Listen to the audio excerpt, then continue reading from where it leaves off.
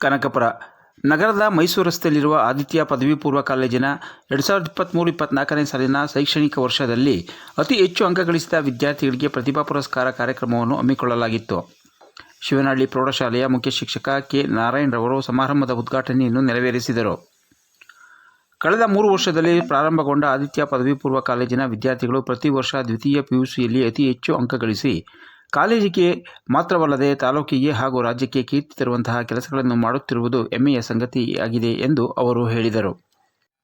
BRP Rajashekhar Patil ರವರು ಮಾತನಾಡಿ, ವಿದ್ಯಾಭ್ಯಾಸಕ್ಕೆ ಬೇರೆ ಬೇರೆ ದೂರದ ಸ್ಥಳಗಳಲ್ಲಿ ಗುಣಾತ್ಮಕವಾದ ಶಿಕ್ಷಣ ನೀಡಲು ಪೋಷಕರು ತಮ್ಮ ಮಕ್ಕಳನ್ನು ಸೇರಿಸುತ್ತಿದ್ದಾರೆ. ಇಂತಹ ಸಂದರ್ಭದಲ್ಲಿ ತಮ್ಮ ಹುಟ್ಟೂರಿನಲ್ಲೇ ವಿದ್ಯಾರ್ಥಿಗಳಿಗೆ ಅನೇಕರ ಸಹಕಾರ ಪಡೆದು ಗುಣಾತ್ಮಕವಾದ ಶಿಕ್ಷಣ ನೀಡುತ್ತಿರುವ ಸತೀಶ್ ರವರಿಗೆ ಮುಂದಿನ ದಿನಗಳಲ್ಲಿ ಉತ್ತಮವಾದ ಭವಿಷ್ಯವಿದೆ ಎಂದು ಹಾರೈಸಿದರು.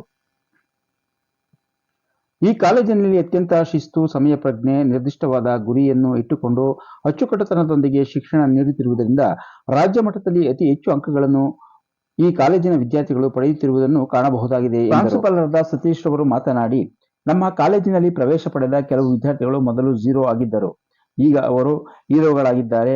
ಅವರೆಲ್ಲರನ್ನೂ ಇಂದು ಸನ್ಮಾನಿಸಲಾಗುತ್ತಿದೆ ಎಂದು ತಿಳಿಸಿದರು. ನಮ್ಮ ಕಾಲೇಜಿನಲ್ಲಿ ಶಿಕ್ಷಣದ ಜೊತೆಗೆ ಸಮಾಜದಲ್ಲಿ ಬದುಕುವುದು ಹೇಗೆ ಎಂಬುದನ್ನು ಕಲಿಸುತ್ತಿದ್ದೇವೆ. ತಂದೆ ತಾಯಿಗಳಿಗೆ ಗೌರವ ಕೊಡುವುದನ್ನು ಕಲಿಸಿದ್ದೇವೆ. ಇಂತಹ ವಿದ್ಯಾರ್ಥಿಗಳನ್ನು ಸನ್ಮಾನಿಸಲು ನಮಗೆ ಹೆಮ್ಮೆ ಎನಿಸುತ್ತದೆ ಎಂದು ಹೇಳಿದರು. ವಿದ್ಯಾರ್ಥಿ ಹರ್ಷರನ್ನು ವಿಶೇಷವಾಗಿ ಸನ್ಮಾನಿಸಲಾಯಿತು.